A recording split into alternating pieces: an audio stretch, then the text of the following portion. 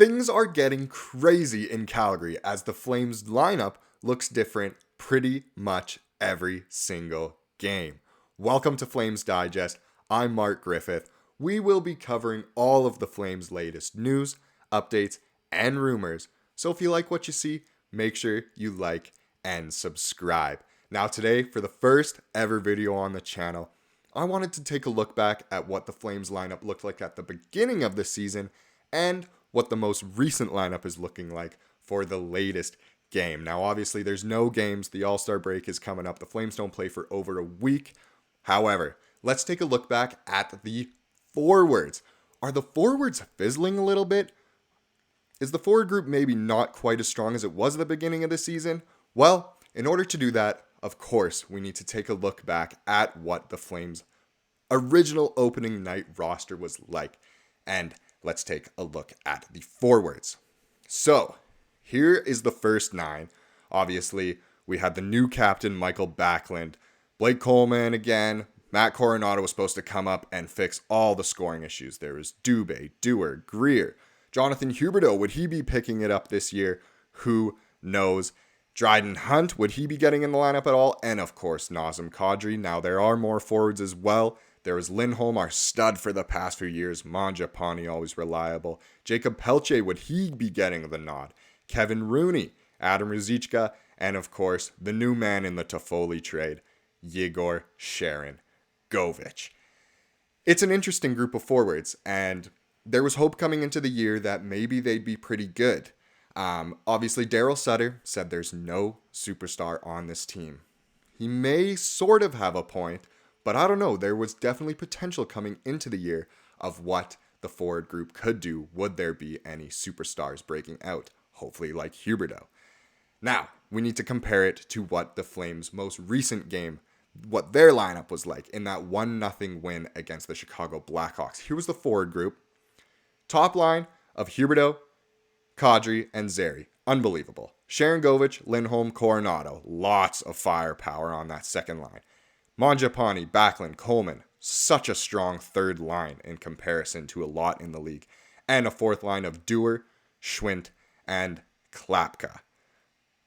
Very, very, very interesting group of forwards there. To make the comparisons, guys like Coronado started the year, and he's back up. That's great. Although, breaking news, he's being sent back down to the AHL again. That fourth line with Klapka on there, he started to make a difference as well. Breaking news, he's going back down to the AHL as well. It's very interesting to see some of those guys. Let's actually bring up the most recent lineup again.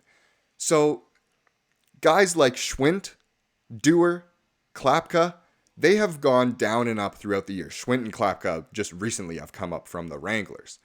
Dewar in and out of the lineup pretty much. The rest of those guys, except Zary, were all in the starting lineup originally, or the starting roster, I should say, rather. Now let's go back to the starting roster, and of course, there's guys like AJ Greer.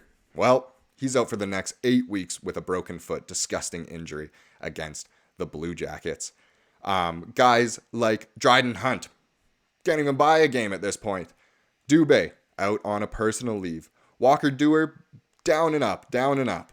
Same with Coronado, you could say. So it's who knows what the lineup will look like from day to day. It seems to be changing very, very, very frequently. And like I said, it'll be interesting to see. Let's look at the rest of those forwards. Lindholm, probably on the move soon, but he's our all-star. Mangiapane, reliable. Pelche cannot buy a game. Kevin Rooney hasn't played at all this year. Ruzicka, lost him to waivers to the Coyotes. They got a good one there.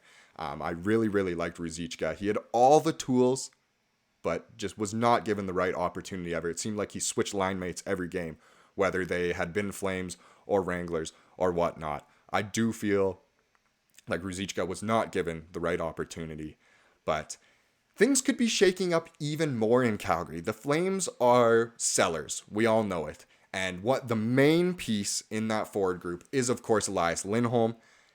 Will he be traded? Probably.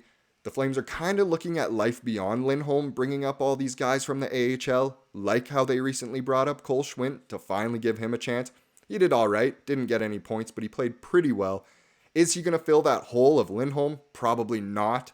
But it's extremely, extremely, extremely interesting to see what that will be like. Let's head into the different D-core. The defense, they've been changing like crazy throughout the year too. It seems like different guys play every single game almost. So here is the opening night roster. There's 8 D-men there. Obviously only 6 skate. But Andersson, Gilbert, obviously we have Hanifin and Tanev, who are probably going to be on the move. Osterley, Oliver Shillington was on that opening roster, even if he wasn't going to play for a while. Zadorov, who is gone to Vancouver now. And, of course, Weegar. Now, let's take a look at what the lineup was like for this most recent game against Chicago. Here are the D pairings. Hanifin and Tanev. Like I said, that was our top D pairing.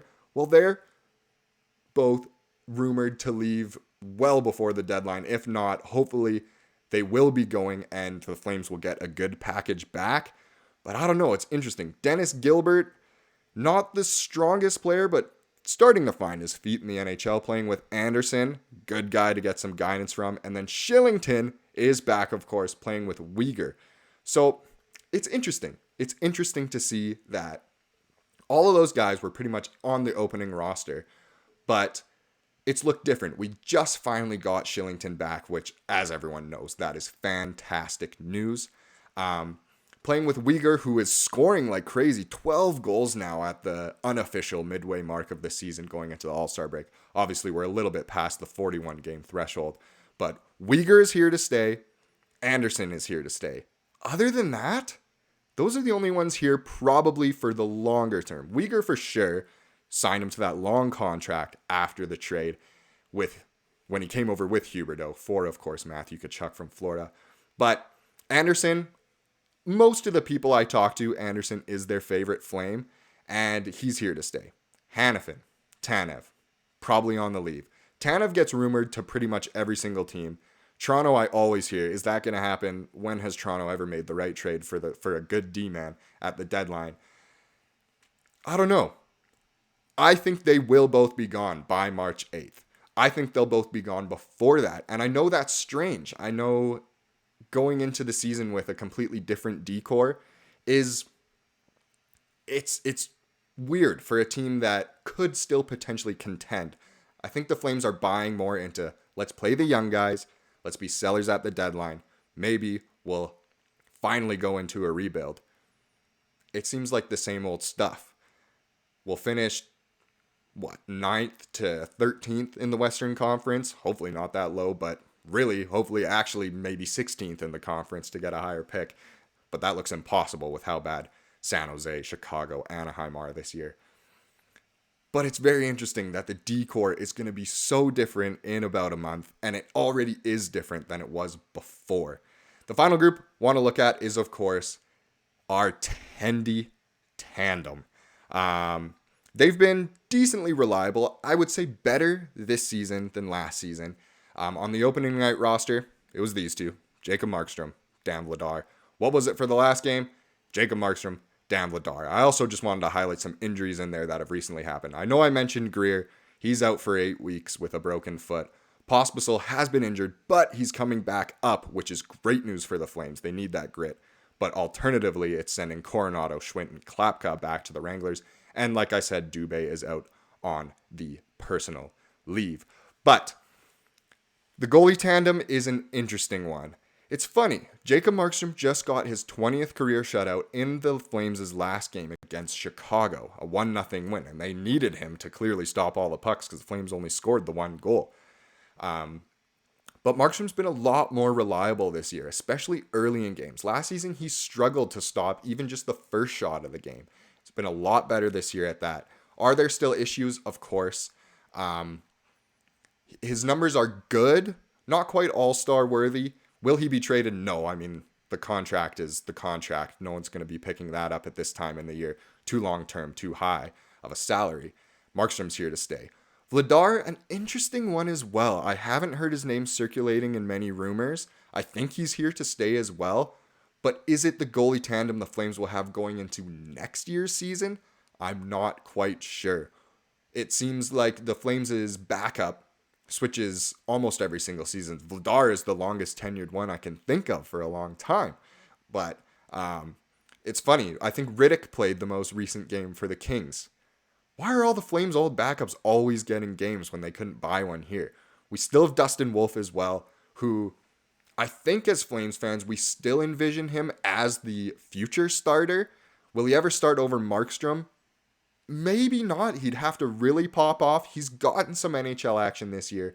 Hasn't been quite what we thought he would be, but still lots and lots of potential there. He always tears it up in the AHL. So that'll be very, very interesting. There's no doubt that things are absolutely insane in Calgary right now. The lineup roster changes. Honestly, it's a day-to-day. It's a different lineup every game, different line combinations. Who will be here? Who will be gone? I will keep you updated, of course, throughout the week, throughout the months. Flames Digest is here for you. Anything you want, you will receive. Let us know in the comments. Interact with us. Have some debates with us. Do whatever. But if you're here to stay and you like what you saw, please make sure you subscribe and like.